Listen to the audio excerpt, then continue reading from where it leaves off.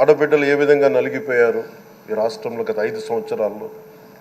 చిన్న లేదు, పెద్ద లేదు, ఎవరని లేదు. ఎవరన్నా సరే ఒక మాట మాట్లాడితే వాళ్ళు వ్యక్తిగతంగా దూషణ, సోషల్ మీడియాలో వాళ్ళని క్యారెక్టర్ అసాసినేట్ చేయటం, వాళ్ళు పెద్ద నాయకులు కావచ్చు, కార్యకర్తలు కావచ్చు, లేదా వాళ్ళకి ఎదురు తిరిగి ఒక ఒపీనియన్ చెప్పి ఎవరైనా సగటు మనిషి కూడా కావచ్చు. అది ఇక్కడతో ఈ రోజు నుంచి ఆగిపోవాలి అధ్యక్ష. అది మీ ఆధ్వర్యంలోనే మొదలవ్వాలి. గత ప్రభుత్వం తాలూకు సభ జరిగిన విధానం చూస్తే ఈ వ్యక్తిగత దూషణ ఇవన్నీ చాలా ఇబ్బంది పెట్టే ప్రజలు. ఈ రోజున వాళ్ళకి 11 సీట్లకు పరిమితం అయ్యారు, ఈరోజు లేరు, ధైర్యం లేదు వాళ్ళకి. విజయాన్ని తీసుకోగలిగారు కానీ ఓటమి కూడా ధైర్యంగా కూర్చుకునే వాళ్ళకి స్థాయి లేదు, వాళ్ళకి పారిపోయారు ఇక్కడి నుంచి.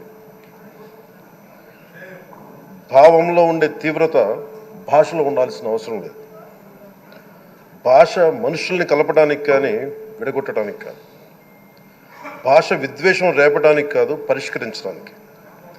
ఎంత జటిలమైన సమస్య అయినా, భయంకర సమస్య అయినా చర్చల ద్వారా పరిష్కరించుకోవడానికి కానీ వివాదం సృష్టించడానికి కాదు. ఈ సభ ఉన్నది అందుకు.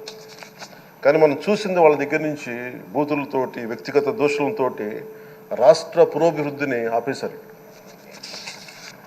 అలాంటి సభ కాకుండా ఇందాక మన పెద్దలు